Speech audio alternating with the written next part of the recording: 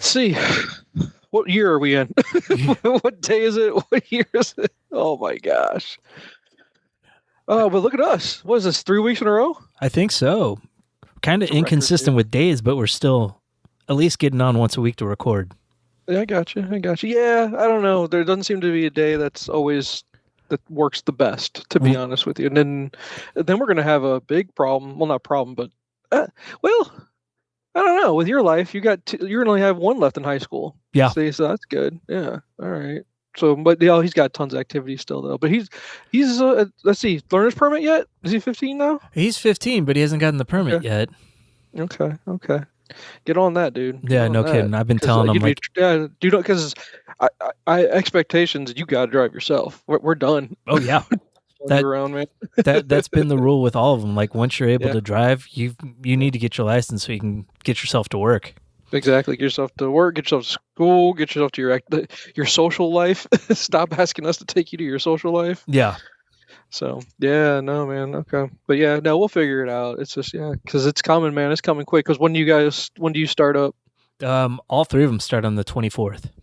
On the 24th. All right. Look at that.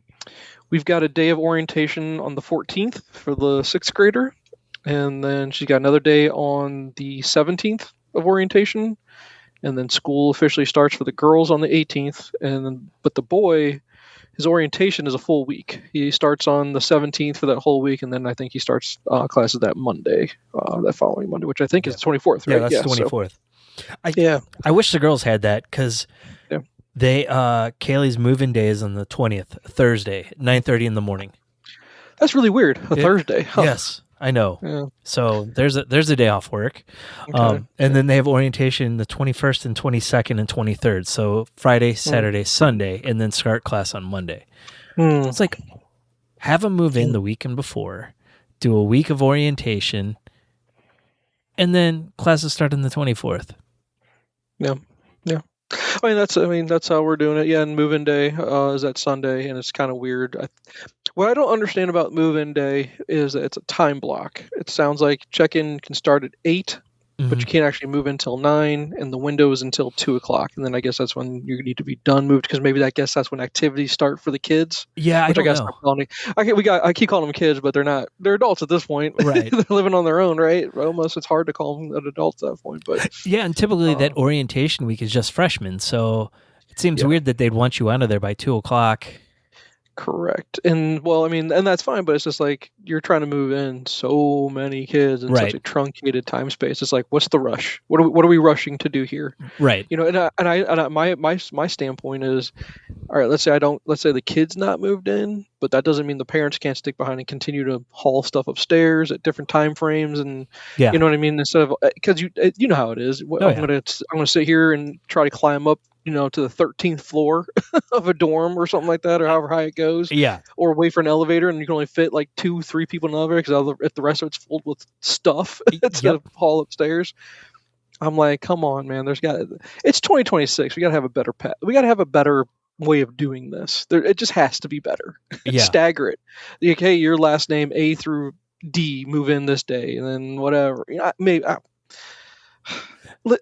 There's a whole career for logistics, right? That's a whole career. People do that. I mean, you can't hire someone from Amazon to figure this out for these kids. Oh, no kidding. If I can get a package in 2 days, you know what I mean, or a day, yeah, by next morning or something like that, I think we can figure out moving kids into college, but I guess not. I guess we still can't do that, right? Yeah, I'm guessing Maryville has time slots, and that's why Kaylee is at 9:30 in the morning, but I don't know. I haven't looked at it that closely. For us, we show up on Sunday and we got to wait our turn, and that's what I'm like. I'd either rather get there as early as possible and be the first people doing it, or we'll wait until everyone's done, let the chaos, because you got a lot. I just feel like there's a lot of parents that are super jittery and nervous because we just live in a nervous generation. Yeah. Versus me, I'd be like, I just need you guys away from us. I just need you to not be near me. That's all I care about.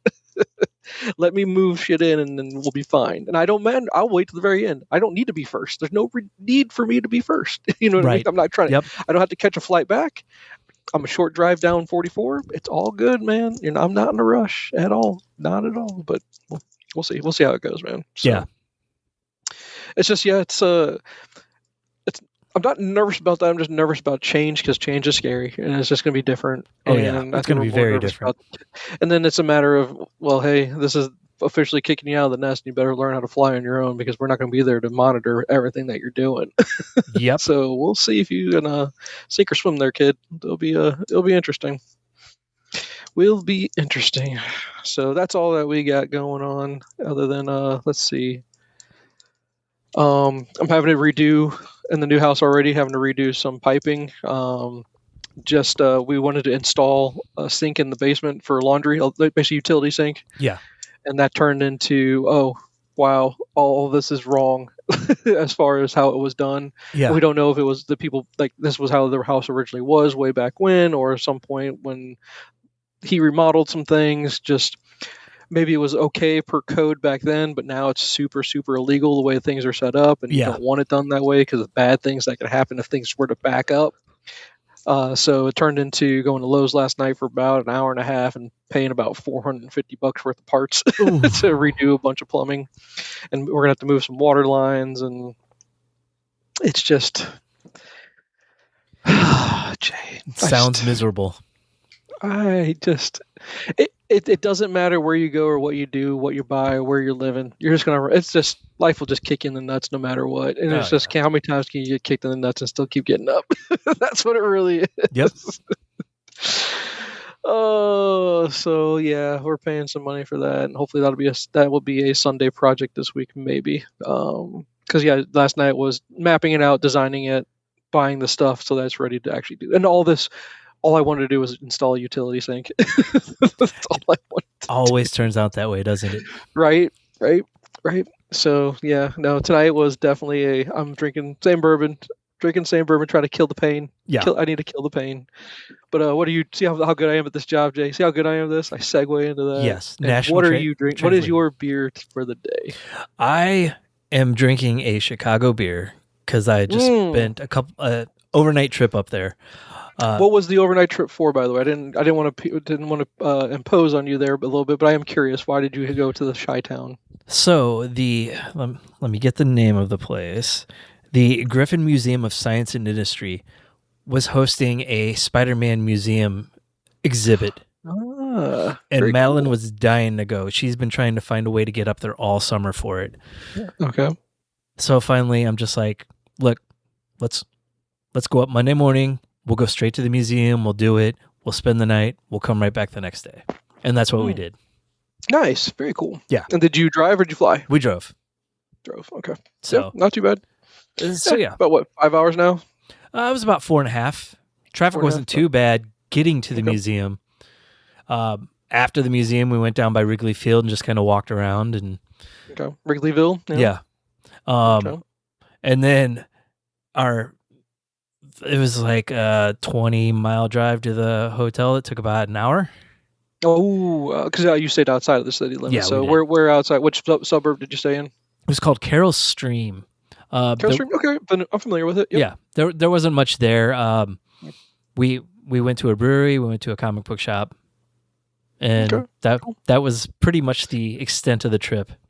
Okay, and so what you're about to, before I cut you off rudely, you were trying to tell me you went to a Chicago brewery and I'm guessing this is the brewery you went to and you picked up a beer to bring home? Yeah, this was the brewery we went to. We actually stopped at a second one just so I could grab some to-go beer to bring back too.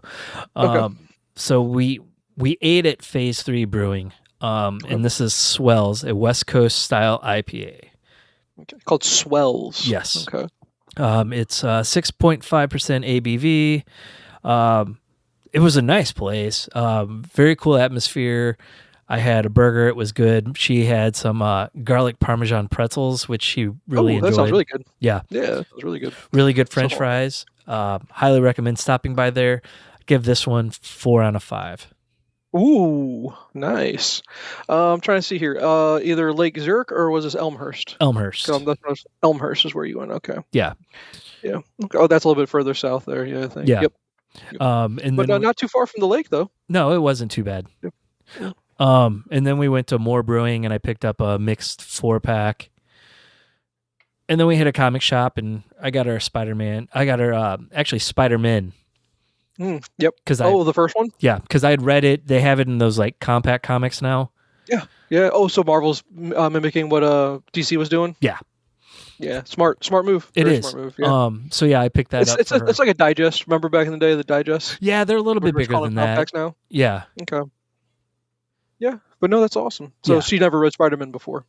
No, she hadn't. She's read pretty almost the full run of Ultimate Spider-Man. Like she read the volume So 1. good, bro. Yeah. So good, bro. So has she made it to Ultimatum yet? No, she hasn't made it that far. Okay. Um, God. I just saw a clip. I saw a clip this week. It's a comic, and I guess I didn't know that he read comic books, but it's a stand-up comedian. Sorry, is what I should have said. yeah. And he was talking about Ultimatum, and it's about J. Jonah Jameson in the scene where he's watching Spidey under the water saving people, and it's where he finally switches, where J. Jonah Jameson finally goes, now he gets it, Yeah. and that Spider-Man was not a menace, and that he's truly a hero is what he was. So, yeah, no, it's just it brought back memories of because he actually in the clip itself he showed the panel from the comic, and I was like, oh my god, it's such a for anyone that didn't like anything having to do with I love the Ultimate Universe. The problem is it got kind of convoluted after the fact. It was hard to keep up with all the spin-offs and everything. Right. And so, I think they kind of Fantastic Four, what they did was interesting by making Reed the Maker, but the X-Men stuff got very, I don't want to say out there, but like I just didn't understand like Wolverine was the source of all the mutants. Yeah. It was kind of weird, but yeah, Fantastic Four is some of the stuff I enjoyed the most. I mean that was great. Yeah, but hold on one second. Yes, how can I help you? You can say hi. Hi. There you go. You missed it last time, I think. I don't think we had your obligatory interruption last time. No, a rare episode. Huh? A rare episode last week. Last week? Yeah. Bounce, kid. Deuces. All right. So yeah, no, sorry. Great comment. That's a great pickup from the shop. Yeah. What about you? Did you pick up anything? No, I didn't. I was looking around just to see if I could find anything, but they didn't have a whole lot that I was interested in. Yeah. And I'm trying to figure out a shop near me if I could try to every now and then go and grab a one-off here and there. There's not really anything near me right now. I think I don't know what it is. I don't really want to be a patron of the fantasy shop. They just something about it just doesn't sit right with me anymore about that place. I don't know if you could ask me what is it. I couldn't put pinpoint what it is about it. I just don't want to be a patron there. I'd rather give my money to a different, smaller shop. Yeah, they've changed over the years too. Where I mean, you could go and dig in back issues and try to find stuff, and they'd have the quarter sales. I don't know if they do any of those quarter sales anymore, but they really don't have back issues anymore. Mm-mm. And I'm not really looking for back issues, to be honest with you. But I don't know. Just looking for, if I could say it, like a smaller mom and pop shop. Like I like Endless back in Old Town Florissant. Yeah. That I love supporting that shop. I know there's two of them, but I love the fact that the shop was so small. They were up against the big guy. They're just trying to make it right. Yep. And they're supporting a community that. Lord knows that if you could get more kids to go in that shop and spend their money and get into reading and just give these kids something to do. That's the problem with the hobby, because we're gonna call it a hobby still, right? Oh yeah. How are kids supposed to be in this hobby? They can't. There's no way these kids at $6 a book. Sometimes you can't do it. And then you want to have a pull list and keep up with all these characters. They're shooting themselves in the foot. And I mean, I love the fact that we've got our digital comics through the library. You always go get as much as you can from the library. We're blessed to have that access. But so for those of us that still want to be a collector, I mean, you're making it an adult only hobby, and that's not how it's supposed to be. It's supposed to be for everybody, right? I thought comics are for everybody. Yeah. And you're really not making it accessible for everybody. And I'd almost say the same thing with baseball cards at this point too. Yeah. Yep. And that's the funny thing, that shop, they do sell baseball. They sell baseball, hockey. I mean, Pokemon's crazy. I ever tell you about? I got my algorithm somehow got me caught on. I don't even like Pokemon. Like, I don't dislike it, but I just don't care. Right. But I love watching. Like, the community of Pokemon is unbelievable. It is. They're so kind to one another. I don't know if you've ever seen these videos of people at cons, like the card collecting cons. No, I haven't. And oh my God, they're incredible videos. And they'll pay it forward. Like a lot of pay it forward. Give kids up their first binder. Here's your first binder. I'll give you a couple cards to start your collection and stuff like that. And it just, I would love to do that for, I'd love to watch videos about, sports card collecting, but you just don't see it in that community. But Right. yes, that's out of control. You can't enjoy that hobby at all anymore. I don't think it's just not accessible. I mean, just a box of packs nowadays, like we'd go to a card show and we'd spend like $200 and walk out with like 4 boxes. Mm-hmm. Now it's like a box of Bowman is like $330. Can't do it. No, can't do it. Every hobby is too expensive these days. Oh, yeah. although I see a lot of the memes or videos now, or just real quick reels, and it's a clip of I don't remember, Andre Brower, I think is his name. I never watched Brooklyn 911. I need to watch that show at some point. It has to be hilarious. It had enough seasons, and I love the clip where they have them singing the Backstreet Boys, and she goes, "Number five is the one that murdered my brother." Oh God, I forgot about that. But getting back to the Andre Brower clip, like in the background, it says in white print, it says the average adult spends $250 to $400 annually on their hobby, and it's Andre Brower going, "Oh no! Oh yeah! Oh no!" I shared that today. Yes. And I go, "Oh man," because like I got, I'd still like to say I'm a comic collector, and I like that as a hobby. Yeah. And you could spend $200 just buying about $10. Yeah. It feels like sometimes it's ridiculous. And then like if I throw my Lego hobby in there, one set's $200, dude. What are we talking about here? I had a buddy that posted on the reel that when I shared it about he's into Warhammer. And I almost typed out, how expensive is that hobby? I can't imagine that one. I have no clue. Yeah. But I was like, I'm reading this as I'm putting away 4 new books that I got, and I'm about to grab comics to take down to my basement where my refrigerator is that's full of all this beer that I'll probably never drink. You got a lot of hobbies, though. You do. I do. You have a wide variety of hobbies there, buddy. So you better start sticking to one. Yeah. Too late for that. Enjoy what you enjoy. That's what we're supposed to be doing. To try to, again, kill the pain of life. Right. Jesus. So, let's see. We tangented it big time there. So I'm sorry. You gave it 4 pints, right? 4 out of 5? Yep. 4 out of 5. Okay. And it's phase 3 brewing is what you said. Yes. All right. And they only located in Illinois. Okay. Yeah, as far as I know, I mean, they could distribute to like Wisconsin and Indiana, but we don't get them here. At least not very often. I think I might have seen 1 or 2 beers here before. Gotcha. So how are they on your radar? It came recommended to me. I asked a buddy of mine. He gave me a couple places to stop at. So phase 3 was one of them. More was another one. There was Microphone, which I ended up making a stop at a liquor store and picked up more beer to bring home, and I got one of their beers. So, oh man, how much did you bring? How much of the car was stacked with just beer? It wasn't much. Oh, come on. 24 cans probably. Oh, that's not too bad. No, I mean, hell, Busch Light, you get a 30-pack of Busch Light. So yeah. Not for what I spent. That's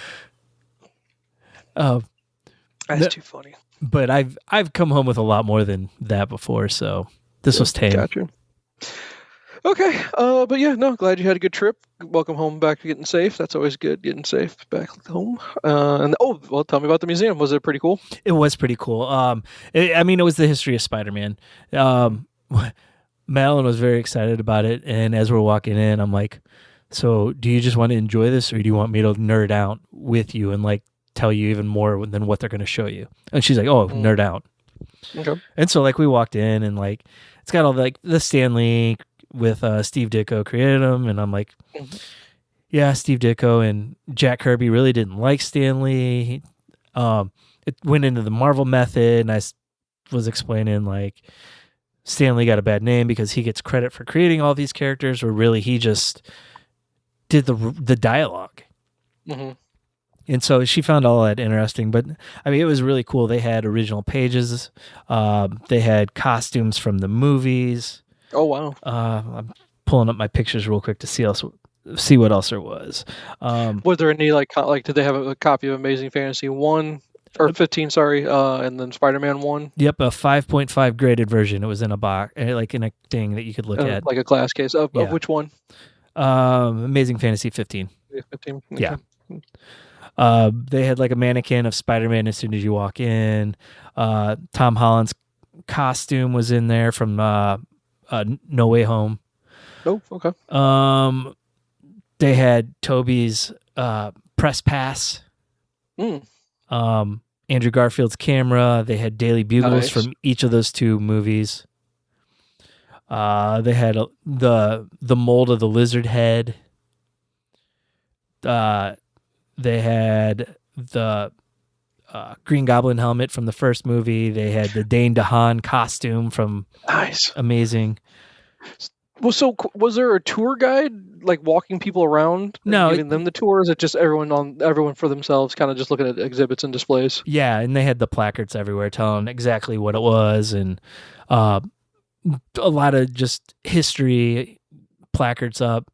So, like, they would have a picture of like what Spider-Man looked like in Amazing Fantasy 15, and they would go about how Stan Lee had been trying to pitch his project for a while, and it never got off the ground, but Amazing Fantasy was going to be canceled, so they let him do it in that issue. So, I mean, it was all standard stuff that if you read in the history of Marvel, you'll know. But for like the common person that's never seen any of it before, it was pretty informative. Was there enough exhibits and displays to keep you like there? How long could you get lost in there for hours upon hours, or was it like, oh, it's a pretty small exhibit and like you got through it pretty quick kind of thing? It was a good size. I think we were in there for about an hour and a half. Okay. For what we paid, I didn't find it worth it, but I know Madeline did, because a lot of that was stuff she never knew. So. You're paying Chicago price, bro. Right, I know. Because you have to pay to get into the museum, and then it was another like $20 on top of that to get into this exhibit. Where was it? Was it? Sorry, which museum was it in? The Griffin Museum of Science and Industry. So it's like their science center. Griffin Museum of Science. Okay, I'm not familiar with that as much. I guess the Natural History Museum. That's the one I'm really familiar with. Yeah, I guess this one was a little more. Pretty. This one was more south of the city. Okay. So. Okay. No, very cool. Yeah, but very cool. There was the original page of this is Spider-Man 23. It was the final issue of Revenge of the Sinister Six. Okay. That was from the one that McFarlane started back in the 90s. Nice. This was an Eric Larson original, and it was a trifold cover. Oh, okay. Very cool. Yeah. So they did have some cool comic stuff there. That's awesome. They did. Yeah. Nice. And then it got into like TV shows and animation and eventually the other Spider characters. So there was Miles and Spider-Gwen and Spider-Ham. And do you have a copy of the first appearance of Miles? No, I don't. I'm so glad I was collecting back then, dude. I know. That was one of the periods where I was out of it. Yeah. Well, I mean, that was lightning in a bottle, dude. Who would have thought? So much controversy around that. Do you remember the controversy back then? It was ridiculous. I mean, here's the great question. What had more controversy? Was it when they did the John stuff, or was it when they did introduce Miles? Because you come out of the woodworks with all these comic fans, and there's the best of comicdom and there's the worst of comicdom, if I could say it. Yeah. Way. And man. But what makes it worse is the mainstream media picks up on it, and then that's when the controversy starts. Because then some random person is going to hear, "Oh, there's a black Spider-Man," and that's going to upset a segment of the population.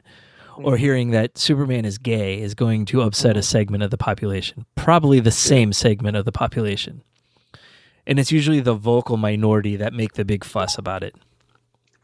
And I just go, man, it's just, I remember it, and I because I read Miles, and for those people that read it versus then you hear about everyone starting to, the buzz starting to happen in regards to, everything negative about it versus, and a lot of positive about it, and just going, guys, he is so lovable. Yeah. And it's not just him. You had Gonk, Gonk, however you pronounce his name. I call him Gonk. But he's so lovable. Everything about him, the dad, his relationship with his dad, it's so relatable. Just the dynamic of a father-son relationship, which is complicated, no matter what race, ethnicity, anything. Any father-son relationship is going to have complexities to it. Yeah. And boy, did they capture that! it's so crazy that just I take time to pause with this stuff that we've been able to live through. The controversies of these characters and just getting but this is what's good about introducing original stuff. I mean, Spider-Man's not original. It's not. Maybe the concept of Spider-Man is not original, but you created a brand new character, right? John created a brand new character. It can be done. Mind you, you needed to lean on something that was established to get there, but I have no problem with that. But at least you did something new. And then if it fails, it fails. Like, okay, what was Bendis' one that failed big time? That he just did very recently. What's her name? God, I can't remember. It was when he went to DC. He introduced. I don't remember who she was, and it failed. It felt bad, like really bad. It's like, but at least you tried. And we got something new. But these companies are so risk adverse because they're they don't want to print and lose money. I get it, but man, it's just like. You're gonna have to try. Oh yeah, but you always get the argument, they're trying to be so woke, and it's like, well, if you look at the concepts of these original books that you're into, they were pretty woke at the time too. Like the X-Men being what it is. Yeah, I don't know. I don't even know. It's just you don't even have to be woke. It's just about right and wrong and good and evil. Right. That's all that's all you really need to pull from it. And it doesn't matter who you're putting in that set, just right and wrong, good and evil. That's not a hard concept to grasp. Right. You know what I mean?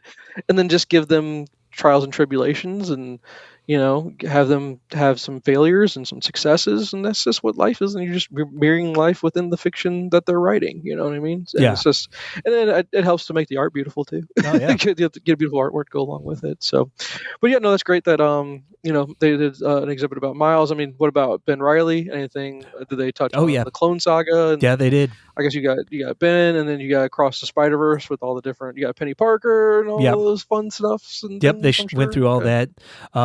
They touched on One More Day, Brand New Day. But the thing was, they didn't. Now here you're talking about controversy. I know. Tell me about that part of the exhibit. That had did they talk about the backlash of One More Day? No, they didn't. Wow. I did the narration of that part for her. But I also went into on the Clone Saga. Through it, but I don't think I was reading at that point. I don't remember if I was reading comics. I think I was. Well, because I remember I had the Straczynski stuff. Like I had all of it, right? So, I stopped right before it. I'm trying to remember if I had it in floppies or if I went back and got it in hardback, like in collected versions. Of it. And it's just like talk about. We'll get into it. We'll get into it as we continue to go. We're segueing so well here, sir. We're getting there. But so okay, you had Ben Reilly, you had the Clone Saga. Let's see, you got Miles. I'm just trying to get us up to date in regards to, is there anything did they talk? I mean, you're going to have the careers of Peter, the student phase, the photographer phase, the owning Parker Industries phase. As they touch on Parker Industries and his successes, and then also talking about his failure. Oh, did they talk about Superior Spider-Man, which is a huge long run? They did talk about that. All right, we got Superiors covered. All right, that's great. They didn't really go into like the phases of his life, though. Okay. They also didn't go into the heart of the character where he was like, every time something good happened, like two bad things would end up happening. Oh boy, tell me about it. Yeah. All right, let's do it. I can't wait any longer. Okay. Let's talk about it. Let's go. Because while you were in Chicago, did you happen to go watch Brand New Day one more time at all, or did you not? We did not. I looked at maybe doing the 4D up there, but we didn't. Okay. We didn't get around to it. Gotcha. All right. So we did see it. Yes, we man, oh man, and we didn't.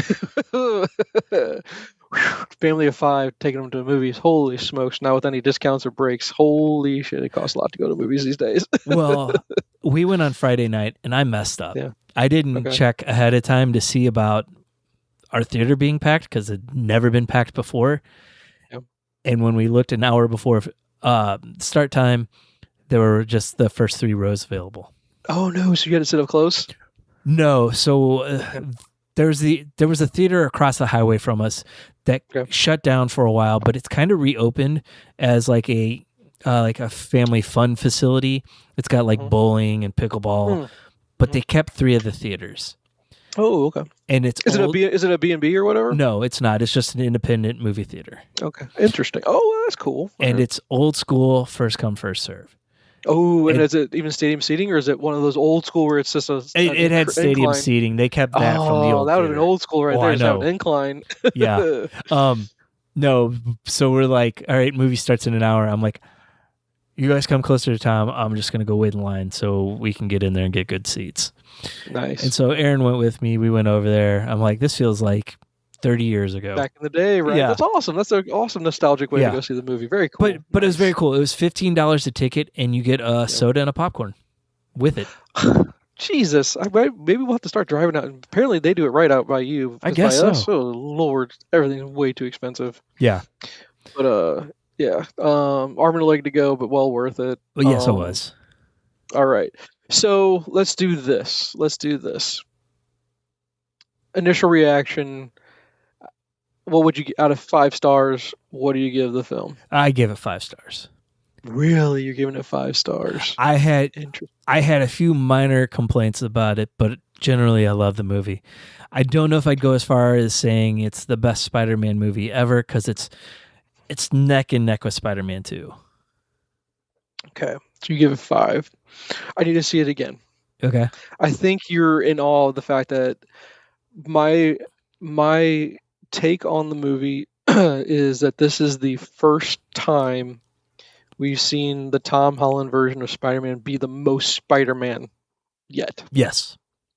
And it took 3 movies to get there. With flashes of seeing it. Correct. And so that's the first thing I go, okay, it took us 3 movies to get here. Then I go, I'm struggling with a few things on it. And this is just me nitpicking just to create conversation, really, to be honest with you, because let's just put it this way. I love the movie. I loved it. Yeah. Really, really, really enjoyed it. I probably give it about a 4 or 4.5. I'm not going to give it a perfect score because it's not a perfect movie. Very few movies are perfect. Right. I'm not going to say it's perfect. Because after hearing a lot of other people's takes and some observations that I didn't make, and I'm going to kind of throw them at you, see what you say to these. I'm taking issue with the fact that we're skipping around a lot in regards to the mythos that is Peter Parker. Okay. Yeah.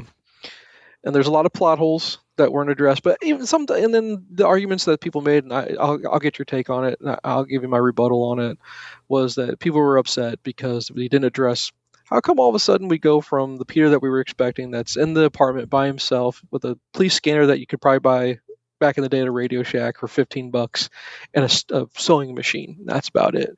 To where we get to modern wherever we are right now, about a year later, whatever the timeline is later. Although they do the 4-year college career of MJ and Ned, we see the flashbacks. But why are we now with 3 monitors with a 3D printer that are all high tech? With now we have AI that's called EV, right? Right. He's got AI, and there's theories that maybe Tony he got stuff from Tony, but then it goes, well, Tony would never have known about it. They would go, who's this Peter Parker guy? Because the whole world would have forgotten about him, right? So plot holes. But what I'm trying to get at, Jay, is plot holes. A lot of plot holes. Tony passed away long before any of that happened. Because but Peter still didn't have that stuff. Correct. At the end of No Way Home. So he did. Why would he all of a sudden have it? Right. Yeah. Yeah. So again, I'm just creating an argument for argument's sake. Here's the thing: I don't really care because I think it's awesome. Right. I think everything about it was awesome. Okay. Sorry. Go ahead. No, I was just saying, maybe he stockpiled until he needed to do something with it. I don't know, but. I was like, maybe he didn't have a trust in place. Had to go through probate. I don't know. Yeah. We don't know what his legal situation was. But just the plot holes with people forgetting who Peter was. But then, and then I one nitpick I had that I thought they should have really leaned into, because I thought it would have been really intelligent writing. Maybe they didn't do it because the audience was going to be expecting that, and they didn't want to give the audience what they were expecting. Is the whole. We got Banner in the movie. We got Hulk and Banner in the movie, right? Yeah. We got an Incredible Hulk. Maybe Bruce forgot about Peter, but Hulk is someone different. Right. maybe Hulk remembers, but Banner doesn't. You know what I mean? Because that and I would have happened in leaned the in. comic. I think that would have been really, because otherwise, then why did Hulk stop? Right. Why did Hulk stop attacking? It made no sense. And then, as far as Rage Hulk goes, there's no reason for Rage Hulk to be stop pounding his face in, dude. Right. That was a plot hole. I agree with a lot of people's takes on that. What else do I got for you? I could look past the Rage Hulk stuff because I felt like even when he's at his most angry in the comics, maybe before the Immortal stuff at least, he was always looking like if you befriended him, you'd have more of a shot with him rather than trying to fight him or just being aggressive. He was under mind him. Control at the time. Yeah, he was under mind control. So well, that's why I have an issue with that. So. But wasn't he out of mind control by the point that he was Rage Hulk? I guess so. Was he? I don't know. I guess they lose mind control because once he's raging, he's just raging, right? I don't know. What was the another point that I wanted to get to? Well, he was not in mind control when he was raging because Bruce was back and he's like, "What happened?" And then he's like, "I can't control myself. I don't have the thing on my arm." Mm-hmm. Yeah. So I mean, he was out of it by then. Okay. Let's see. What I would love to see, give me more Spidey and Punisher. Oh yeah, as a bromance, best bromance in a while. I love those two. But here's the problem. Bernthal's the man. I love Bernthal. You know how much I adore Bernthal. Yeah. I think he's an incredible actor. I love seeing them on tour. I love their episode of Hot Ones. I hope you watched the whole episode of Hot Ones. It was a great episode. Yet. Oh, Jay, you got to watch that episode. Just watch these two. You know, and also knowing that they've been around together for a long time, befriending. You know, basically a mentor mentee turning into friendship relationship kind of thing, right? Yeah. Which is great. It's just, but having Frank be silly is so against the character. I don't think Frank can ever be silly. Yeah. Psychotic, yes. Silly, no. And I understand it's a movie, it's a take, it's a different writer's way of looking at the character. They can do whatever they want with Punisher. So again, minor critique that a lot of purists out there are saying, "Come on, man, that's not Frank. Frank would never do anything like that." And also, how did Frank get into the hospital at all? Where Frank's wanted all the time. Frank is always wanted by the police. He would never be allowed near a hospital. And I agree with that. I was wondering that too. But Rosario Dawson said she did film a scene that was cut from the movie that explained why people didn't know Peter was Spider-Man. So I don't know. Maybe it was something too where she got him in. That's a big plot hole to leave out, though, dude. It really is. I'm like, it's a 2.5-hour movie anyway. Make it 3. Yeah. Do you think the fans are going to care that you made a 3-hour movie? Give us everything. Or what's cut anything on the floor? What's 5 more minutes of Rosario Dawson to explain that? Exactly. Yeah. Exactly. No need to cut that out. That's stupid in my opinion. So again, why I would never give it a 5. And then this one is really nitpicky, really really nitpicky. And this only comes from a fan like me that goes, "You cancan't have the hand in a Spider-Man movie and not put Daredevil in that." Oh, I know. Somehow, come on. Bro. I know. Come on. Get out of here. Because even Jen, she knows how much I love Daredevil, and she goes, even she likes Daredevil. She don't like him to the level I like Daredevil, right? Right. And so it's an unhealthy liking of Daredevil, is what I say. It's very unhealthy. But she goes, "Why is he not here?" I go, "That's what I'm saying. He needs to." And she goes, "Why won't they put him in the movies?" I go, "I don't know. Put him in the damn movies." I know, because he belongs. I was convinced he was going to be in the movie because it seemed like they cut him out of the trailer because they've done that before. So so little things like that, and then. Again, I have not watched Born Again yet, or we just haven't gotten there. We're way behind on the Disney Plus stuff. Yeah, because we don't even have Disney Plus right now. We got to resubscribe to it. But that just bothered me a lot. It just did, and I don't know how I feel about the. It's cool, and I don't know which run it would be where they talk about his metamorphosis as a spider, but it's a cool, very cool way of writing about. Because we're watching Tom Holland, because it's so crazy. Because we got home, we were super Spider-Man'd up. We watched Homecoming that night. Yeah. Because we just wanted to watch. Because we're like, we can't see the movie again. We just want to watch more Spider-Man stuff. So we watched Homecoming, and it's so crazy to see him in Homecoming. Because you see this kid go from however old he was when he filmed Homecoming to now. I mean, he's 30 years old now. Yeah. So he might have been, I don't know, very early 20s, maybe still a teenager when he filmed that. I don't know. Yeah. But it's just. it was an interesting way to say I was at this point in life, and I'm now basically this is me phasing into the adult form of Spider-Man, right? Because they didn't really, I guess, in the Tobey movies, I don't know. It just felt like he was always. I mean, we had a few high school scenes. They showed us the high school bite, and all that stuff. Same with Andrew. It was a high school movie, I guess. I mean, he graduated at the end of that, or at the very beginning of that, he's already graduated in TASM 2. Yeah. So we don't get a lot of that as far as we didn't stay in the teenage years a long time. And I think the problem I have is in the Tom Holland verse. Sure, he loses Aunt May, which is the replacement of Uncle Ben. Right. That's Uncle Ben for us, right? Aunt May is Uncle Ben. Yeah. The fact that we don't have Aunt May anymore at all, that seems odd. So now Peter has absolutely nobody. Right. Right.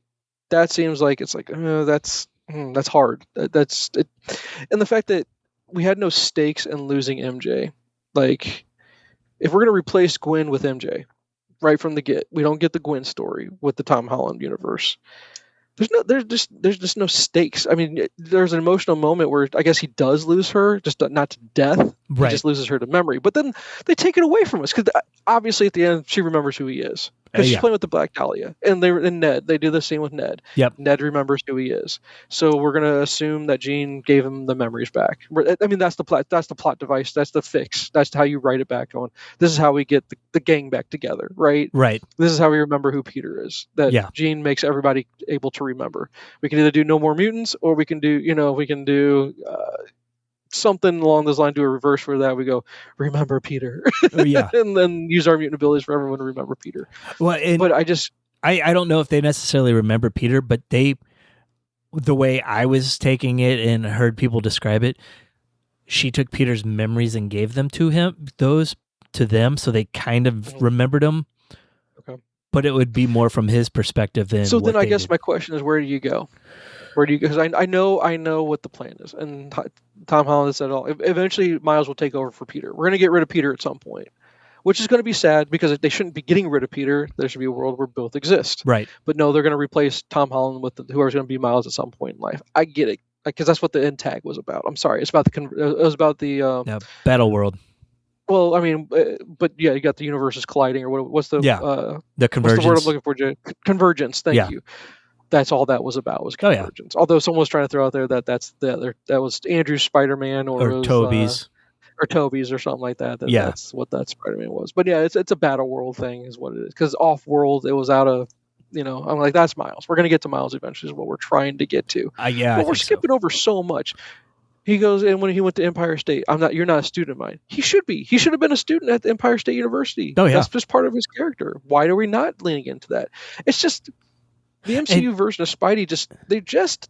I know they do that with the comics. They take what they want, and they kind of just feed it in there. And it's just they use the source material as a guide, but they don't follow as a guide. And they really did. They take from the regular Amazing Spider-Man. They take from the Ultimate Spider-Man. They kind of give you a big mesh of that and kind of just throw you something that's their own version of it, which is fine. But I guess what my long-winded way of saying, there was going to be stakes, and they didn't.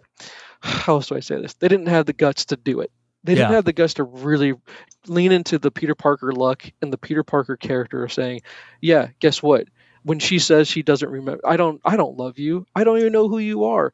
And then let that simmer and then make it permanent. Because that's that's what Peter Parker is. He's heartbreak. Oh yeah. And he's the human condition of resilience. That's what Spider-Man is. Peter Parker is heartbreak. Spider-Man is resilience. Yeah. Although they'll say, well, that's Peter too. I get it. Yeah, I understand that's part of who Peter Parker is, and they're one and the same, right? Because that's what he says in the film. Are you Spider or are you Peter? I'm both, right? Is what he says, right? Yeah. So, all right. So back to your question of where do they go? I think the natural progression from this is not going to happen, but I think it would be like Ezekiel Spider Totem. But I don't think they'll do that because Ezekiel was in that awful Madam Web movie, and I think they'll want to distance themselves from that. Oh yeah, yeah. Which I don't know if you saw the Escape Pod. They did a draft of the worst. Like they did a They did a draft of you had to do draft picks, but you had to whoever could draft the worst collection of comic book movies. Yeah. Like, so with my first pick, I select, and I don't know who selected. What was the very first movie they did? Someone did not do Madden Web or Morbius as number one. I was like, oh my god, they did not do that. No, and there was something where I was like, really wasn't that even that bad? No, I mean even Suicide Squad maybe. Like, I'm like, it might not be your favorite, but that's still not bad as the other bad ones we've gotten, right. Dude. Come on. If anything, that's kind of guilty pleasure for me. Right? So I'm just like, come on, guys. But anyway, sorry. Yeah. And there was a take that I really enjoyed as a critique to the Tom Holland run of Spider-Man movies. For someone that has such a great rogues gallery, they didn't do it justice in regards to. Let's start with Homecoming. Vulture. Yeah. He was just Thanos light because you go, well, I sympathize with this guy. Oh yeah. The whole point of the character was, we live in a world of billionaires, and I'm just trying to support my family. I have a contract. You take it away from me. I have no other choice. I'm going to become a criminal because you took away my way to make a living. Yeah. So we're going to be sympathetic villain, right? Yep. And then in Far From Home, I don't know what the critique was about Mysterio in that one. Well, I forgot what someone said about that, but then they said in regards someone was mad at Tony Stark because he took away. Correct. So they weren't even mad at Spidey. It was vengeance against Tony. Correct. Technically, it was the same thing with the Vulture too, because Tony Stark was funding. He's mad at Tony Stark, right? Yeah. Was funding damage control at the time. Yeah. And then what was I going to say? Sorry, Kathy just called right in the middle of this. Let me text her. I'm going to text her. But no, and then they're saying in the next movie is like, well, in the next movie you're using Andrew and Toby's villains. They're not even your own villains. Yeah.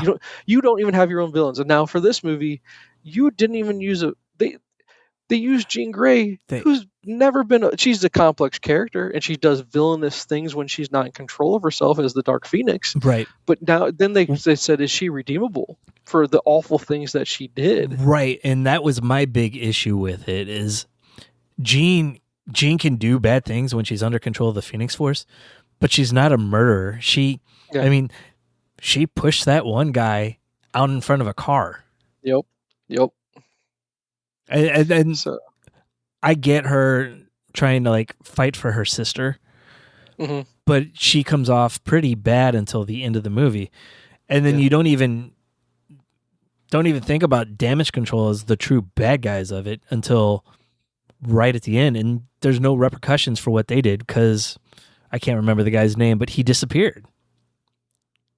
And really, yeah, he's running damage control. But in the comics, he's an anti-mutant villain. Mm-hmm.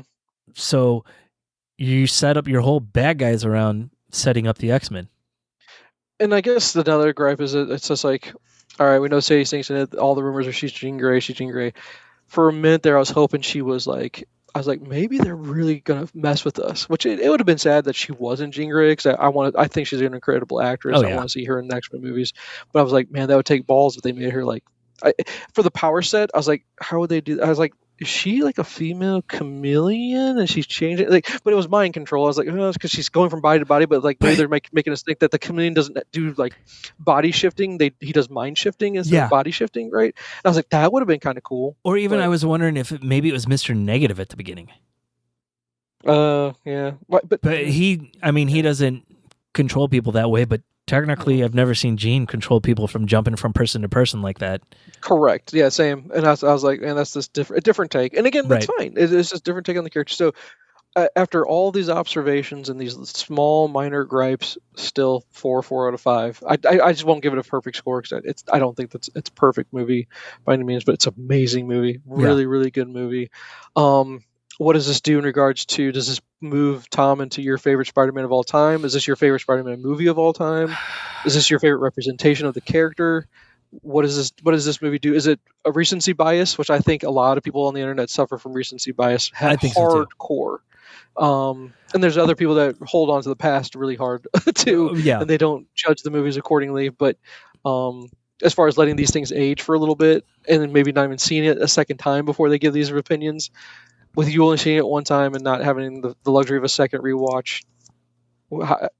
How do you? Where does this rank in regards to your where does Tom rank? Where does this movie rank?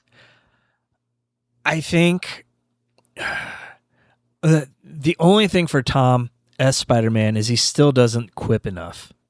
Mm-hmm. I think this has probably had the most heart of almost any of the movies. Mm-hmm.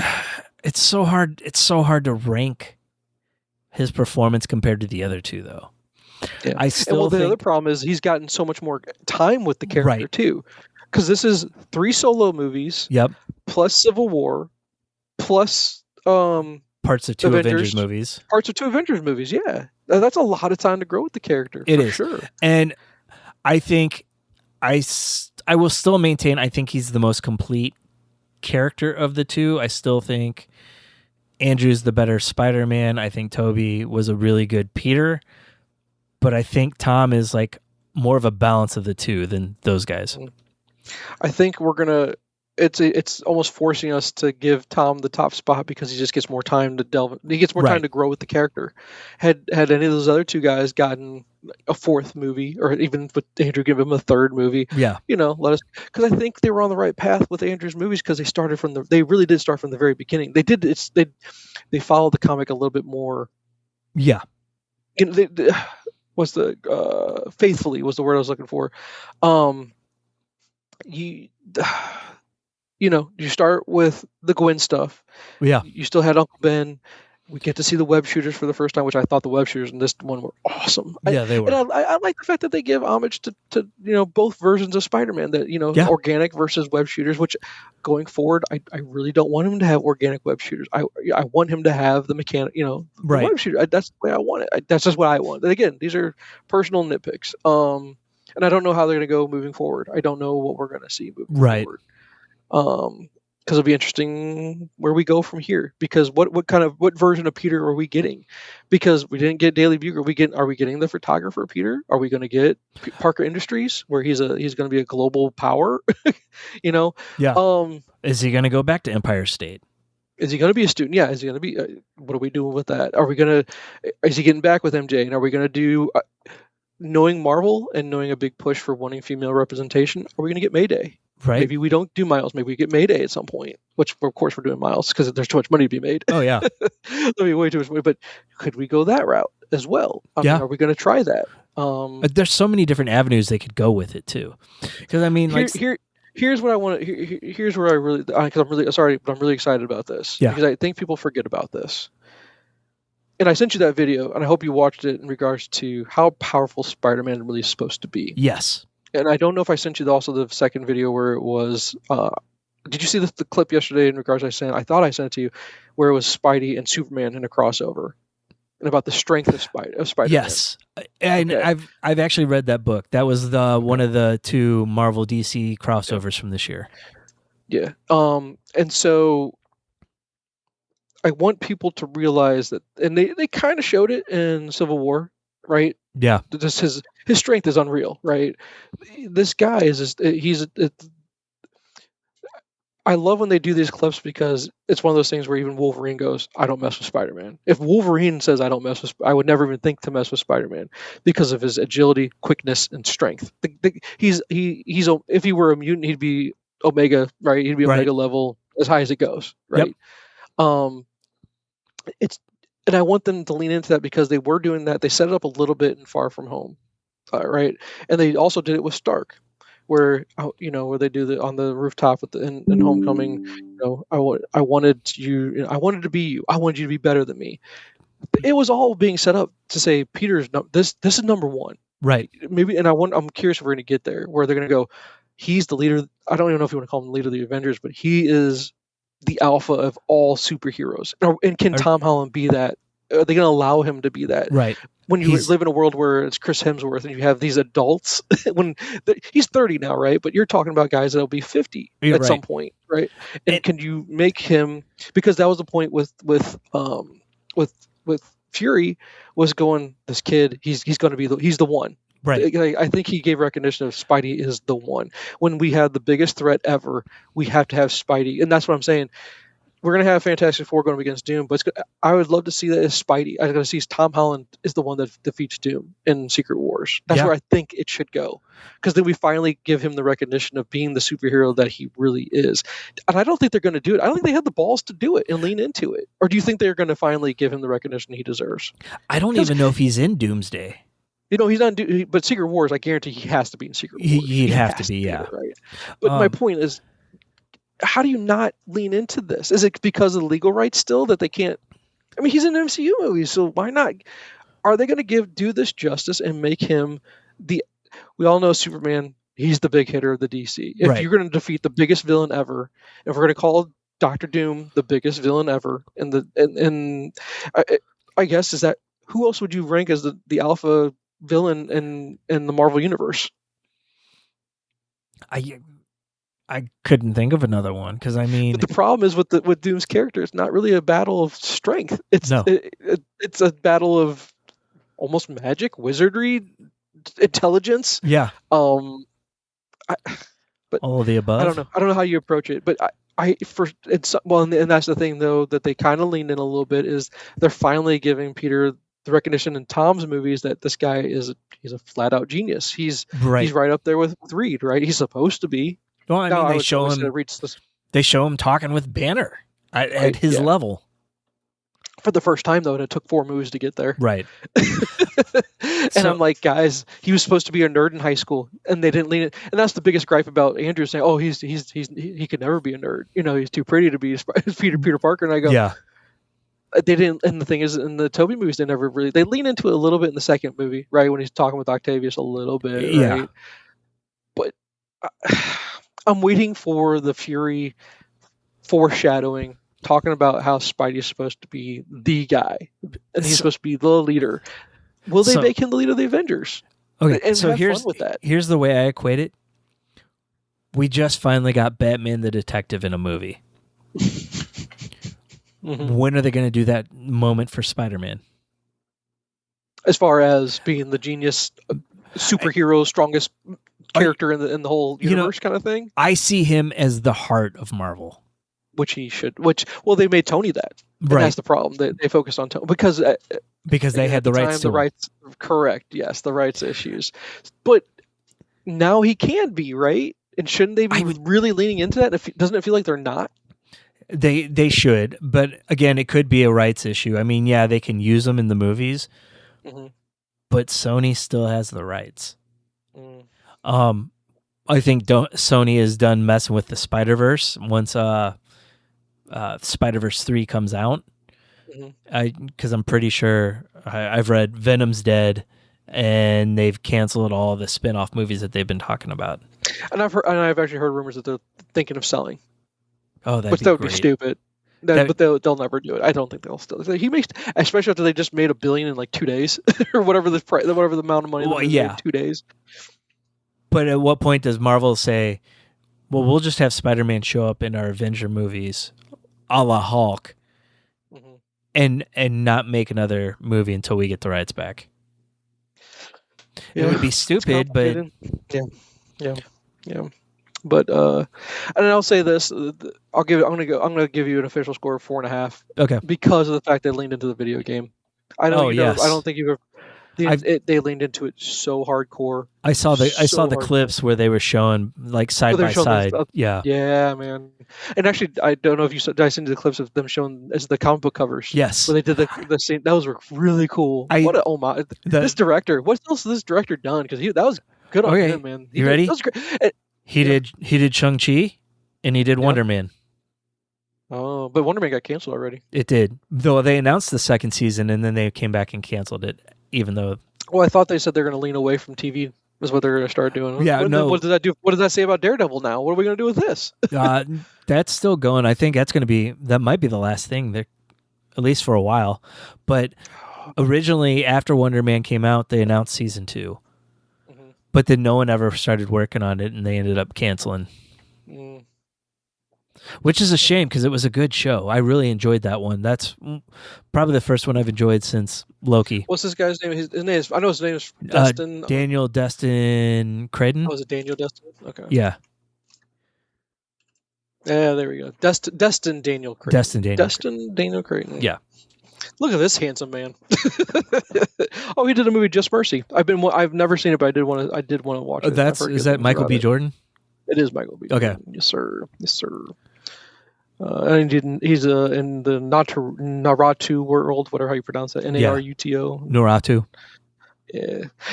Anime stuff. Yeah. But I didn't know he did Shang-Chi. Yeah. Great. I have no issues with the directing of this movie. And I don't either. It was awesome. And that Sadie was awesome. Yeah, she was. Jean was great. She's just a really good actress. She's gonna look young forever. I think she'll be able, if they wanted to do teenage X-Men, she'll be 30 and still be able to pull off teenager if she wants to. Yeah. But I don't know I don't know if they're going with. Let's pivot to that. Anything else that we need to really discuss about Brand New Day other than I'm excited for what's next. I don't know where they're gonna go after Secret Wars. I'm hoping Tom is a big main focal point of it. I would hope too. And that they're going to rely on him a lot.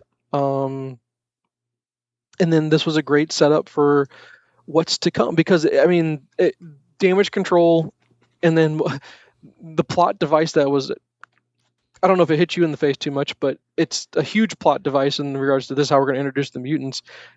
Peter's the problem, right? Peter creating the universal, inhibitor is what's going to be like, oh, when the wrong person gets control of that, damage control, but then eventually the Sentinel program will bring in Trask again, I guess, or Bolivar, we'll bring him in and we'll redo what we've already done, I guess, or how are we going to make this unique to the MCU?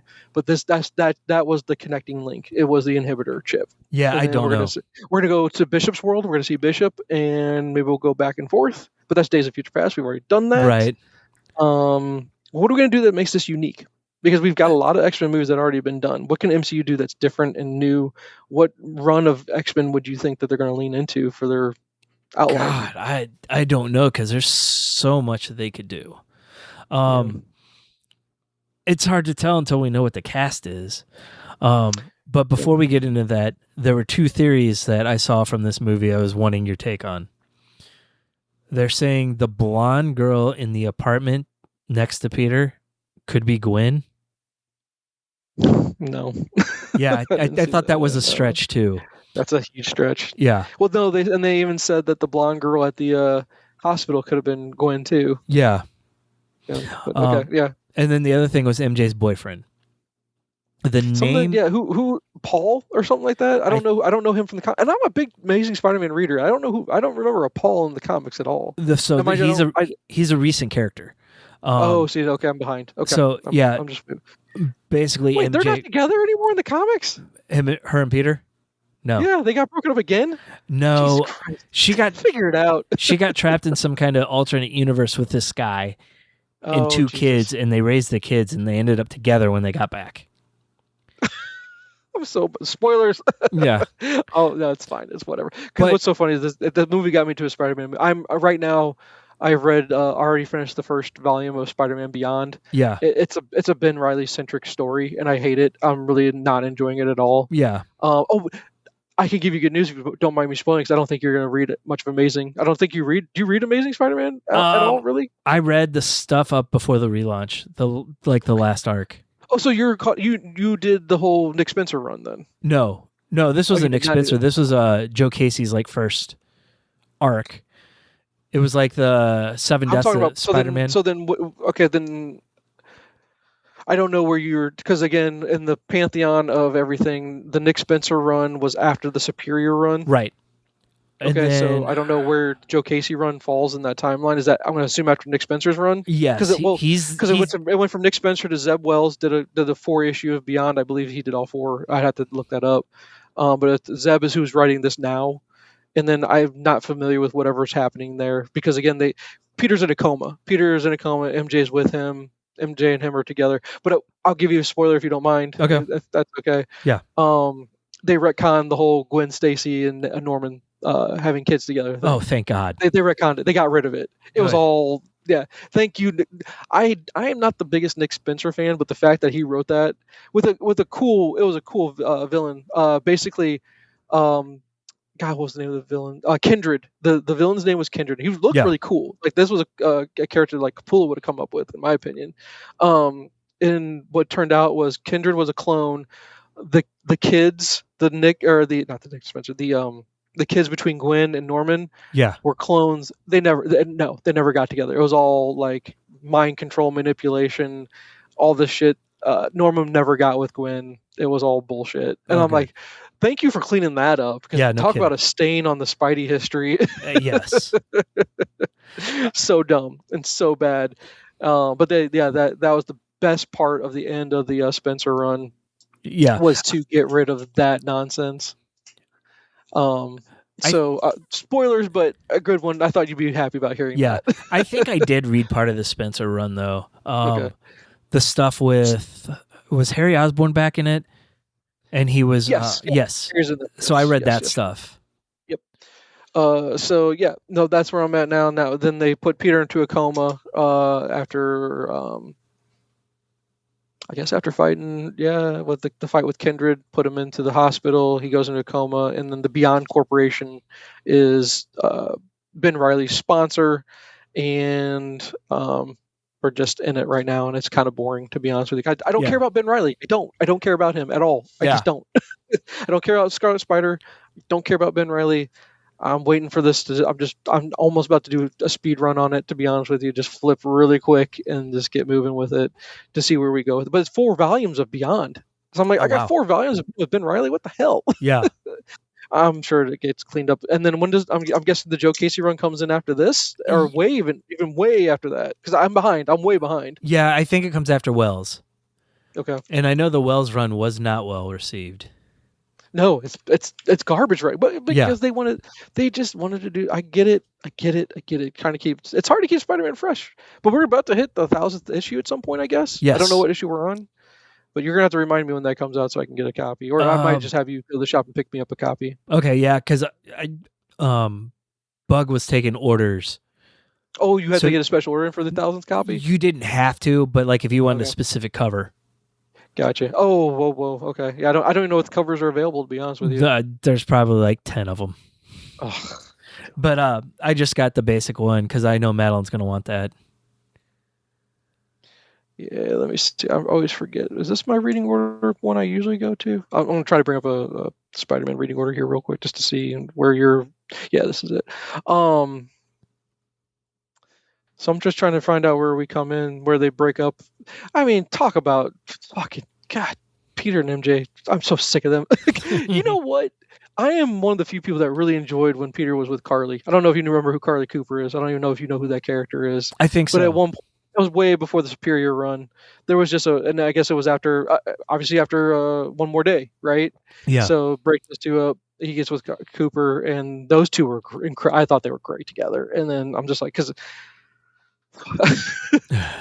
my favorite meme about Spider-Man right now, it's a picture of the Kirsten Dunst character going, Peter, I don't care about the fact that you have that your uncle died and your aunt's in poor health all the time. You can't seem to keep a job held down, and all these things that make Peter, right? The tragedy that is Peter. I don't, but you just can't make it to my play on time. Yeah, just being the white little bitch. God, talk about bad casting. Have you seen that meme? Tell me you've seen Yes, that. I've seen that meme. Oh my God. It makes me laugh every time, dude. Yeah. Because it just makes her so awful. It does. Well, the movie makes her awful, so. Oh my God. Yeah. So I guess the portrayal of Michelle Jones instead of MJ. Do you prefer Zendaya's take as MJ versus what we've got? Do you prefer Gwen? Do you prefer Michelle Jones, or do you prefer MJ from the Toby? What's your take on that? I think the current MJ works pretty well because there's a lot of chemistry between her and Tom, and then with Ned wrapped in there. I mean, anytime all three of them are on screen together, it's incredible. Yeah, it's fun. Yeah, that scene with the Legos was really fun. The fact that he gets to interview him in the park. Do you know what that reminded me of? It reminded me of the Age of Ultron scene, where they're just having the dinner party. Yeah. I love stuff like that. I do. It's enjoyable. Yeah. It's just really, I really like that stuff. So let me see here. What's the cost of victory? Yeah, what's the cost of victory was the end of the Spencer run. Yeah, Nick Spencer's 3-year run was and then we got Spider-Man Beyond. Again, like I said, that's 4 volumes of that. Then we get into Savage Spider-Man. I guess Zeb Wells and John Romita. So Wells was on Spider-Man for a while, I guess. He was. Ugh, I'm going to have to deal with that. Gold Goblin, Strange Academy, Edge of Spider-Verse then I guess what do they do? Who is Spider-Boy, Spine-Tingling Spider-Man, Amazing Spider-Man, Armed and Dangerous. I'm trying to find where Casey takes over. See how far away I am. Oh my god, Zeb Wells did a Gang War. I don't remember Gang War at all. Jackpot and Black Cat. Gang War was like a big crossover with Daredevil, I believe. Okay. Spectacular Spider-Man, Venom War. I guess we had a Venom War at one point. Yeah. Oh, here we go. Yeah, Joe Kelly run way after that. Zeb Wells, we get 12 volumes of Zeb Wells, sir. 12 volumes of Zeb Wells. Have fun with that. Then Joe Kelly comes in with Amazing Spider-Man, 8 Deaths of Spider-Man. Yes. Then we get a Spider and Wolvie story, Spider-Man Volume 1, Get Back Up. That sounds interesting. I like that title. Yeah. And then Through the Gates of Hell is where we're at now. But I guess at some point that's where I'm trying to read if they give me a quick synopsis of any of this. 8 Deaths of Spider-Man. I'm guessing that's when he breaks them up. I don't know if they. The gist is Doctor Doom is Sorcerer Supreme. Yeah, I'm so behind all that. Yeah, I got to read Secret Wars again. I got to, and then I know. As far as I want to do the whole Hickman run up to it. Yeah. But I would rather read the Hickman stuff on Ultimate Universe. I think that'd be more entertaining, to be honest with you. It was so with good. How well received it was. Yeah, it was good. So okay, but yeah, there you have it. Again, great movie. Loved it. I won't give it at 5. I'm wondering, after our conversation, does that move you off your 5-star rating of the movie at all? Not really. It's gonna be at this point, it's top 3 movie of the year. Have you seen that? Did you see Odyssey? I've not seen Odyssey yet, so that could bump it. Are you going to do it? Are you going to go spend the money to go see Odyssey? I want to. I think I'll regret not seeing it in the theater. Oh yeah, it'll feel like my Maverick Top Gun moment if I don't see it in the theater. I almost feel like I'm gonna regret it if I go see it in the theater and it's not IMAX. Yeah. But we don't have a theater capable of doing the 70 millimeter IMAX is the problem. Yeah, when you were in Chicago, you should have stopped to do it. They have one up there, kidding. I think. They got everything up there. We got nothing here. Yeah. Yeah. No, I'm probably trying to see that in IMAX. I bet it's a good movie no matter what you see it in, to be honest with you. But so top three of the year so far, really. Yeah. We're halfway through the year. Did we do that? Did we do an episode where we did our halfway through 26, and we're even further than halfway through at this point? Yeah, Jesus. At this point, yeah.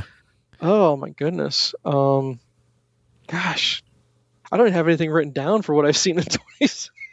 I need to keep better record of what we've seen. Yeah. Do we want to? We've been going for a while. Our talk on Spider-Man went quite. I thought that'd be the majority of our talk this week. Yeah, would be going over that. Did you want to talk about X-Men and your thoughts about where we go with X-Men, or do you want to wrap it up, or tell me what you want to do? Let's hold off on X-Men because apparently they're supposed to be releasing more of the cast for the D23. Oh, really? Yeah. The rumor of what's Skarsgård, the one that plays Pennywise as Professor Xavier. We'll talk about that. Mr. Sinister still being in it, and I could have swore Adam Driver said no thanks to the whole MCU, and he doesn't want to be in a comic book movie, but that's who I'm hearing about that. We'll talk about that. The only one that's pretty much confirmed right now is Samara Weaving as Emma Frost. And then I don't know who we're going to get for Cyclops, but apparently confirmed. You got Jean Grey confirmed. No, that's true. Yeah. Some no names who I've seen, someone I've never even heard of. Yeah. Yeah, man. I gotta look here. I gotta see because summer is come and gone, man. And I've seen one movie or 2 movies. It feels like. Oh man, you still haven't seen Project Hail Mary yet, have you? No, I did. It's on Amazon. No, you did watch it. You watched it on, but we saw it in the theater. Oh, you did see it in the theater. Oh, you did see it in the theater. Oh, I didn't know you saw it in the theater. Yeah. I thought you didn't. It's gonna be hard to move that out of number one, dude. I agree. I think Odyssey would be the one to do it, or possibly Doomsday. But I don't see anything else. We got to wait for Disclosure Day to hit HBO at some Yeah. point, I guess. Or is that going to be Paramount? It would be one of the two, I guess. One of the two. I can't remember who Spielberg does all his movies for right now. Because I know he does his own like SKG or whatever, DreamWorks. But I thought that falls on the Warner Brothers umbrella a little bit. I thought so too. But we'll see where that ends up. Because, man, talk about a movie that came and went. No one said anything about the damn thing. So I listened to Mark Bernardin talk about it. And he said... Was it that bad? Did he say it was just garbage? No, but he just said this movie would have done better 10 years ago. Because it's about the government disclosing that aliens are real. We got a lot... We got a lot... You got Dune 3 and Avengers on the... Are they on this... They're not on the same day. They are not releasing Dune 3 and Avengers on the same day. They are. It's on Doomsday. That's what they're saying. Same day release for those two. Doomsday. Dude. Come on. You can't do that. We'll probably be taken off work to go that day. Wow. Then you got Hunger Games has a new one coming out here. I haven't read that one. I still haven't read the one that already came out. The prequel book, I guess. I didn't read that one. Yeah, because this is another prequel. Did Toy Story 5 make all the money, but yet no one saw it? No one I've heard has actually seen the movie? Yeah, I can't think of anyone that's seen it. Wait a second. There's a Community movie that's coming out. Is it finally coming out? That's pretty 7 seasons of a movie, bro. Yeah. Yep. Oh, Lord. That's not coming out in 20. See, IMDb is the worst source for all this stuff. They just throw every movie in the world out there. But yeah, we need to do a 2026. I guess what we've liked so far, and then what's still to come, I guess. Maybe that's next episode. And then we'll touch on X-Men a little bit. Yeah. But let's wrap up. Okay. It's already 9:42. To be honest with you, I don't think I watched anything this week. I watched Homecoming. Okay. That's all I watched. I got a couple. I'll run through them real quick because most of them were recommendations. Okay. Florida Project. You did it! I'm proud of you. Look at you. How good was that damn movie? It was good, but it was so damn depressing. That borders on the line of cinema, sir. That's a film, is what I call that. It was depressing as all get out. It just hit you hard. Because you probably know that was ridden off someone's experience. Yep, absolutely. But how good was Willem Dafoe in that, dude? Oh, I know. He was unreal. Did he get nominated? He had to have been nominated for that one. Yeah, I don't know. He had to have been. He was so good in it, man. Yeah. But yeah, no, I super enjoyed that one. So I must have hated myself that day because I followed it up with The Long Walk. Depression. You were feeling depressed. Well, I was afterwards. I told you gotta be in the right mindset to watch those movies, dude. Oh my god, how good was that? No one would have ever thought that you could do a movie about besides Lord of the Rings. Besides Lord of the Rings, of course. How good was that movie, dude? It was so good. I think you would have really enjoyed the book too. Yeah, I think I wish you would have done the book first, to be honest. I kind of wish I would have too. But I'm still gonna probably grab it and give it a read. Book is really, really good. But yeah, and then Cooper Hoffman was amazing. Then you get your first look at the new Black. How good was? Yeah. I don't know his name. I forget his name already. But he's going to be the new Black Panther. I thought he was so good. And he was nothing like the character in the book. Like when I pictured the character in the book, I'm thinking really tall guy, really charismatic. Yeah. And this guy had that quiet confidence. Is how I kind of had it. Like he wasn't. That's how just stoic is, I guess, the way I would describe his character, his portrayal of the character. Yeah. And it worked. The way he did it was fine. I love the way they portrayed him in the movie. The movie portrayal was great. In the last half hour of the movie, I didn't know what to expect at that point. Yep. And Mark Hamill, hey, awesome. He was great. Just for the little bit that he was in it. But hey, anytime we get Mark Hamill in the movie, right? Yeah. Yeah. So I'm glad. Oh, so 2 recommend. I do. So I'm 2 for 2, right? Yeah. You're 3 for 3 because I watched Redo. Ah, I knew you liked that one. God, that was good. Little bit It's just a time travel or like Looper, I guess. Just a repeat. Like I enjoy the repeat movies sometimes, right? Yeah. Like the Tom Cruise repeat movie, Live or whatever, Live Die Repeat or Yeah. whatever. Edge of That's a good Tomorrow. repeat movie.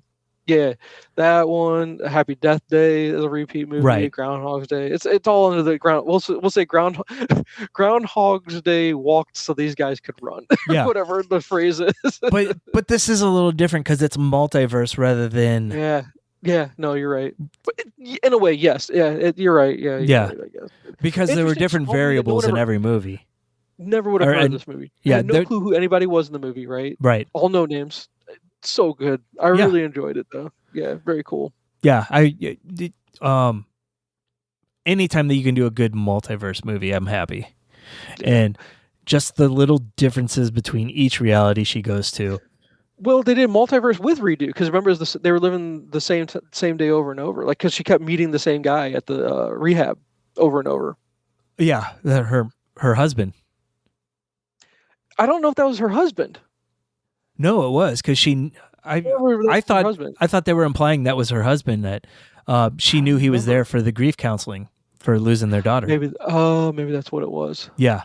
Maybe you're right. I guess I need to pay closer attention. I don't know. I really don't remember that part of it. I mean, it's hard to tell, though, because she's done this countless times already at that point.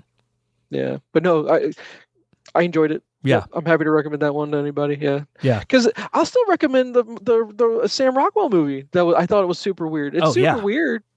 I still think it's I don't know if it has rewatchability is the problem, but I still recommend it. It was still a fun ride. I'm considering going back for a rewatch on it because I'm wondering if there's stuff I didn't pick up the first time. Easily. Yeah. Because that's a complex one right there. Yeah, to be honest with you. But it hits home with all the AI crap. So no, totally. All right. So next one we watched was The Drama with Robert Pattinson and Zendaya. Yeah, that's A24. Yes, it was good. Total A24 movie. Yeah. It was good. It went a dark way that I did not expect it. What is it? Is it a black or what it's a very dark comedy, drama. Okay, yeah. Dramedy. Okay. They're engaged. Okay. And they're going out with the couple that is the best man maid of honor. Okay. And they said before they got married, they told each other one secret that they'd never told anybody. Oh, they're playing a game or something like that? Kind of. And so they tell their secrets again, and it gets Robert Pattinson and Zendaya to tell theirs. And Zendaya tells the craziest thing, and the rest of the movie is Robert Pattinson trying to come to terms with what she said. Oh boy! Okay. It's on the radar. I'm aware of it. I just had to hit play because I'll tell you what. Okay, I didn't bring it up because I didn't finish it. Sentimental Value. I started that one. Yeah. I sat down with it twice trying to get through this thing, man. It has moments where I'm like, okay, let me keep working on this thing, trying to get through it. I mean, I'm working on Scream 7. Yeah. I'm not getting through movies very well right now because they're not capturing my attention. Right. Core. And Sentimental Value being a foreign movie, you have to sit there and read. And so it's not like something you can have on in the background. Some of it you have to read. Some of it's in English. Yeah. Well, weird. Like they flip back and forth between the two, man. It's pissing me off. Right at the beginning when it was in subtitles, I'm like, I can't do this. Because there's also a foreign film I did want to pay close attention because I had to read it. It was damn it. This is going to go back to my one idea we have for a podcast. We call it, again, scrolling as our podcast, are going to be our subset where we just go pick an app and we're going to scroll through every movie, watched it, didn't watch it, want to watch it kind of thing. Yeah. But I believe it's on Hulu. It's a Korean film, I believe. I'm just trying to get you the name of it to see if you've heard of it or you. Oh, here's one I just went by. Sharp Corner. I want to watch that. Ben Foster. Keep that one in mind. I've heard good things about that one. Oh, and we have Luckiest Man in America because I believe that's Paul Walter Hauser. I believe that's who that is. Yeah, I think so. Oh, here it is, right here. No Other Choice. No, I don't know about it. It's on Hulu. It's foreign film, international thriller is what they're calling it. I've only heard really great things about it. There was hype about being like best movie of the year, like best picture, but then it like fell off and no one talked about it after like 1 week of talking about it. Yeah, something like that. Okay. So keep that on your radar. Okay. All that's on Hulu. But man, yeah, Hulu's got a couple I really want to watch, I guess. Yeah. They also. Do you ever watch Boy Kills World? No, it's been on my radar though. Okay. They also have Nirvana, the band, the show, the movie, Okay. which is one I really wanted to watch, and we started watching it, and then I found out it was a TV show first. Nirvana, the band, the show. Okay. So I went back. I stopped the movie. I went back. I started watching the show, and it's hilarious. It's like here. Letterkenny kind of humor. Let me go down my algorithm real quick. X, if you've never watched X, you should watch it. It's a good horror movie. Okay. If you want to call it horror. The Blackening, whatever. Nirvana is the very next thing on there. Yeah. But that's a TV show? Well, Nirvana, it's the a time band, travel movie, dude. It's right up your alley. Well, they have a movie, and it's based on the TV show. Okay. The concept is it's like a reality show where they're kind of trying to get, they're a band trying to get into playing at this one venue in Toronto. Okay. And every episode is their new plan to try to get in the play there. I'm so confused. All right. So the first one, they talk to the guy that runs it, and he's like, you need a press photo. And so they get a photo taken, and they're trying to be real cool in it, and one of them's got leather pants on. And they print the photo, and they hand it to the waitress, and she just throws it on the ground because it's a little one. And they're like, oh, we need something bigger. Let's do a giant banner and hang it from the apartment across the street. Mm-hmm. And so they do that, and they're looking at it, and the guy in the leather pants, his pants split when he was trying to kneel, and you can see his dick. And so there's this giant dick up on this picture, and they're like, well, we got to do something to cover it up, so let's paint it. And so they get this giant pole, and they start to try to paint it, and they can't reach far enough, and it makes an arrow that points right at it. And so they're finally just like, we got to do something, and they accidentally set it on fire, and the whole building catches fire. Nice. And of course, my app is just crashing over and over again. Of course. I'm trying to get this thing to work. But anyway, okay. Anything else you watched? And then I started watching the Madison with Erin. She finished it without me, which was fine. The what? The Madison. It's one of those Taylor Sheridan shows. Michelle Pfeiffer and Kurt Russell. They're married. He passes away in a plane accident, and she goes to the ranch his brother owned in like Idaho, and falls in love with it. Never heard of it. Yeah, it's never heard of it. Very chick flicky. Erin told me much. Did she make you watch Devil Wears Prada too? No, they went to the theater and saw that. Still need to watch The Roses. I'm still interested in that one. Yeah, that's fun. There was a Nick Cage movie, and I can't remember what it was. It's about him being a teacher. He's like a teacher, but then like the world like hates him for some reason, but he didn't really do it. Did you hear about that one? No. It sounded really interesting. I'll have to see if I can find it. It's hard to track Nick Cage movies though, because he does so many of them. Right. Absolutely. So, but okay. No, that's, again, I always keep that podcast in mind where we just pick up an app and we'll go through and say all the things we haven't watched. Yeah. Talk about why we want to watch it. Yeah.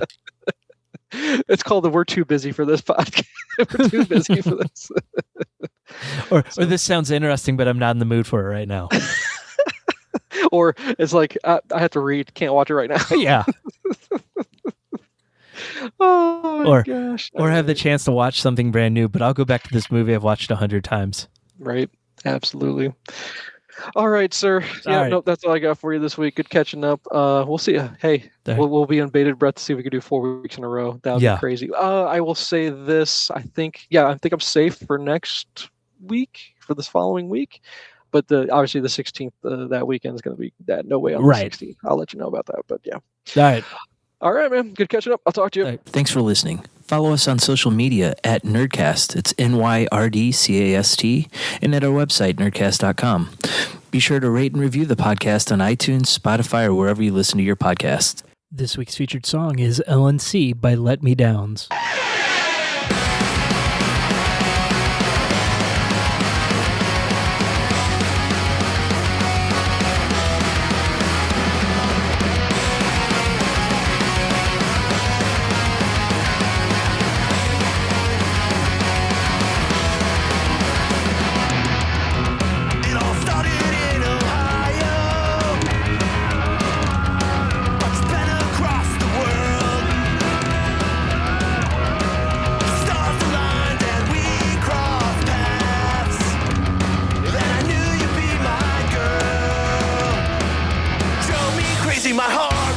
Like it never had before. It drove me crazy, my head was spinning then how could I ask for more? This is your journey, but you'll never be alone. You'll always have a piece of me when you're far away from home. This is your journey, it's your turn to shine. No matter where this road may lead, I'm never too far behind. This is your journey, this is your journey. Shout out life together, going on 4 years strong. I find myself aimlessly searching for where it all went wrong. Even now you're running through my mind every day, second guessing every decision that I made. You left me hanging, my heart is breaking like it never had before. You left me hanging, my head is shaking, and all